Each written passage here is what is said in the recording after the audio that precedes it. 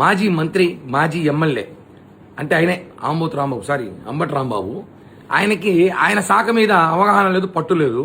ఆయన నియోజకవర్గం మీద, ప్రజల మీద ప్రేమ లేదు. కానీ పవన్ కళ్యాణ్ గారి అభిమానులు అంటే చాలా ప్రేమ ఉంది. పవన్ కళ్యాణ్ గారన్న భక్తి ఉంది ఆయనకి. ఆయన కూడా భక్తుడే. ఎందుకంటే సినిమా రివ్యూలు ఇస్తున్నాడు వచ్చి. ఒరే వైఫ్ నైఫ్ కైఫ్గా మీ సత్తా, అదే మీ జన సైనికుల సత్తా మాకంటే మీ పవన్ కళ్యాణ్కి బాగా తెలుసురా. అందుకే తల్లిని తిట్టిన టీడీపీ వాళ్ళతో, బీజేపీ వాళ్ళతో పొత్తు పెట్టుకున్నాడు. మీరేం పీకలేరని ఆయనకి తెలుసు. మీలో ఏం లేదు, మొత్తం డొల్లే అని ఆయనకి తెలుసు.